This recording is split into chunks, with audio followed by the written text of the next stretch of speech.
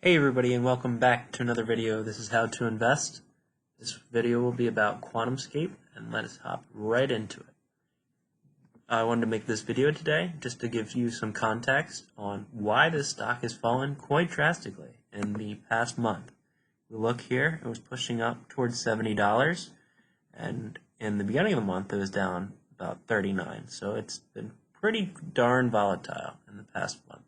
And I am here to put some context there for you and tell you whether it is well justified, this downward move. So let's head right into it. The first thing that we always look at here is the market capitalization. It is 16 billion. Remember that number. So if we look here, they have no price to earnings ratio, which means that they are not earning money on a bottom line. And they have no earnings per share, which means that they are also not earning money. But another fact that I wanted to tell you is that this is also a pre-revenue company. So if you are not interested in pre-revenue companies, I would steer clear of this one. Maybe even don't click out of the video because this will give you good information, but definitely steer clear of buying this stock and hopping right in. I will tell you more about what pre-revenue is in just a minute. If we look at the 6-month chart, you can see that it is even more volatile than the 1-month chart. In December, it shot up all the way to $131 per share, which was about a 10x in just about a month, which is obscene, to say the least. So if we look over at the 1-year estimate, it is $58, which is not very attractive. That is only about a 20% increase, or 20 to 30%, which is not very good for a year over year. Maybe if you are already rich, or maybe just looking to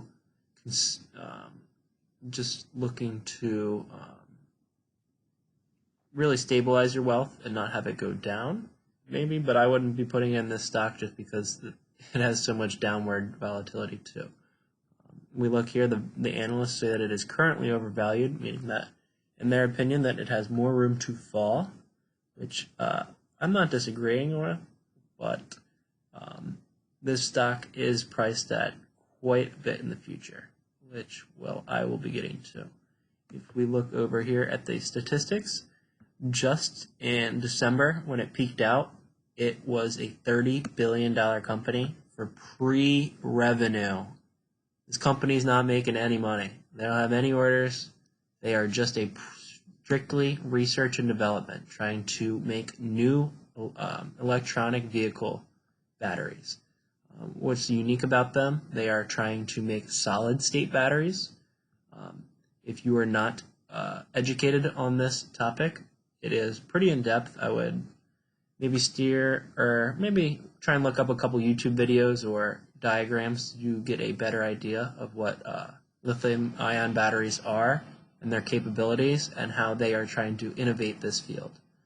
The current leader in lithium-ion batteries would be Panasonic. They supply their batteries to Tesla and numerous other different electronic vehicle makers, just because it is pretty hard to develop your own battery, and one that is more efficient and even cheaper than just buying one that's already out on the market. So that is what most companies do. And if this company is successful in what they hope to do, then all of the EV players will be having to buy from them. So Tesla, Lucid when they've come out with cars, if they come out with cars, Ford if they get EV vehicles and people are buying them, Fisker, any EV play, they will have to buy this if they are successful in what they are trying to do, because what their goals are pretty high up there, and we will be getting into that further. If we look at the numbers here, right now it is a $16 billion market cap, like I said, that is cut in half, so it's starting to become more and more attractive as it falls further and further. For me, I would start looking at this at under 15 for a 5-year outlook, because this company is not expected to make any revenue until 2024 at least, maybe even 2025, because like I said, this is a research and develop company. They have not yet to put out a product on the market. They are still trying to refine, upgrade, and optimize their technology. One thing I wanted to note, that the percent held by insiders is extremely bullish for me. There's over 40% of the stock is held by people within the company, which just means that they have a lot of money on the line, and it's kind of all up to them. And they are well gifted to work their butts off and try and work as hard as they can to try and get this technology to work, because there already was a lockup period, and if they were to sold it, it would have been a couple months ago when the lockup period was, because the share price was much, much higher. And this just proves that they are long-term believers in the company, much like a lot of the other shareholders. Another good number to look at is 10% held by institutions. This is fairly high, especially for a pretty speculative stock such as this one, but I would assume that they have a average price target in the tens to teens, which is a pretty good cushion. Just considering, I'm pretty sure this company went public via SPAC, so kind of the floor, or in theory the floor for most SPACs is $10, and it can go below in rare cases, but even if it does, there's usually a pretty hard support or resistance there, so it's pretty hard to break. And if it does, it doesn't go too far below. This company is also not very shorted at the moment. That may be because it has fallen quite a bit, but compared to most companies that just kind of have a very high retail trader, investor base, normally would have a little bit higher of a short percentage, which is kind of a double-edged sword. If it has a higher short percentage in a retail trade, retail traders might try and band together like the Wall Street bets. So it's kind of a risky game. So that may be why shorts don't want to be in this position. If we look at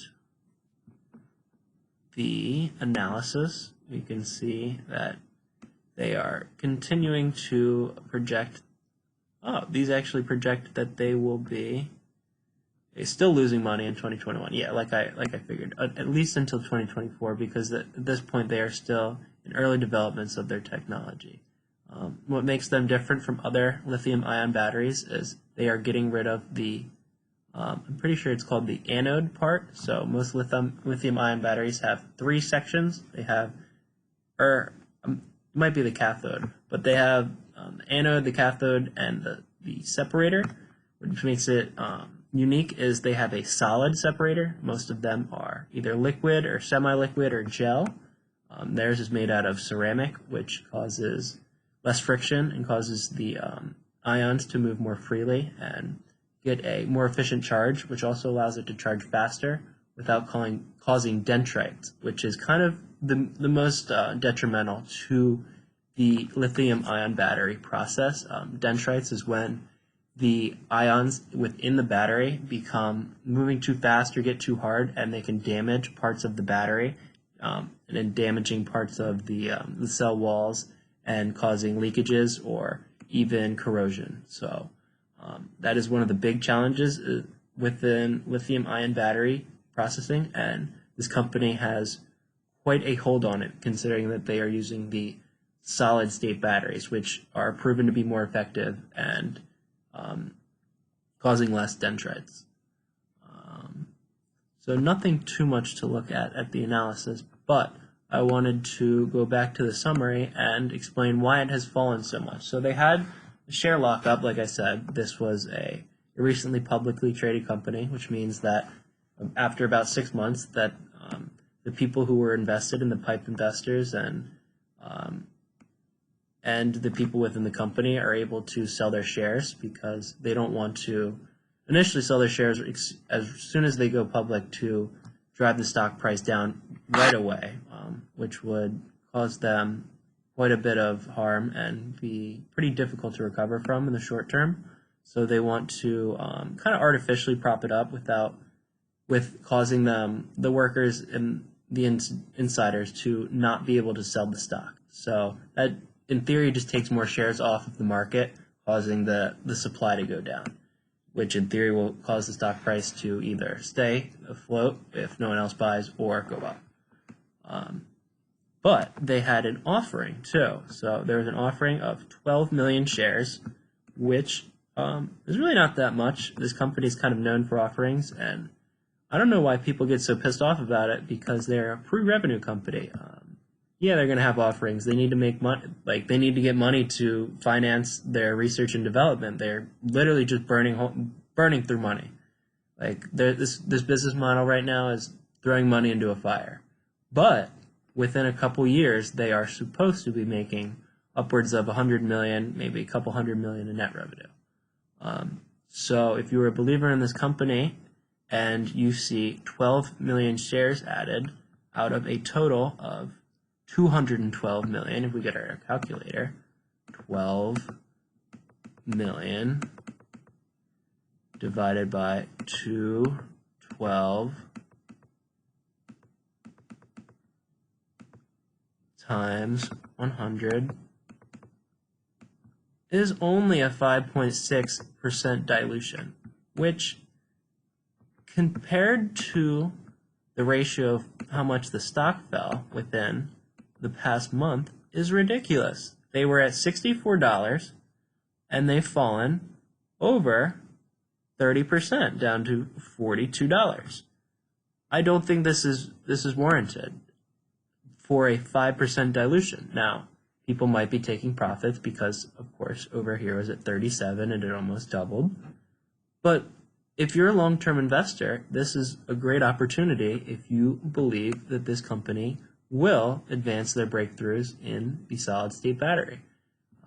There have been a lot of doubters since the beginning, even ex-Tesla employees claiming that solid-state batteries are a thing of the past. People have worked on it, and it will never come to fruition. And just this year, that they have made great breakthroughs. To make a car, you need dozens of lithium-ion batteries working together. And at the start, QuantumScape was just working to get one working efficiently. And just recently, they have been able to work 4 batteries up in synchronization, and they are working at an 80% efficiency. So that just means that the power that was lost from the addition of 3 extra batteries was 20%. So that is one thing that they will have to work on, the efficiency loss between adding batteries and just maximizing the battery output and power. Another great thing about this company is the amount of charge time. They are able to withstand a faster charge within 10 minutes, 15 minutes, 20 minutes due to higher kilowatt hours and the lack of dendrites that I was saying earlier, which is a huge positive. That is just like one big obstacle for fast charging, the dendrite that will occur, and just the degradation. So the faster you charge your electronic vehicle, the faster your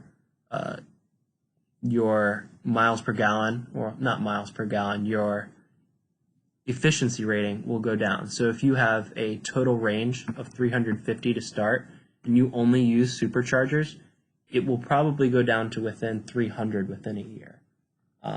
Depending on where you live, the colder environments are more tough on these batteries. But this was kind of just a short introduction to this company, QuantumScape, ticker symbol QS.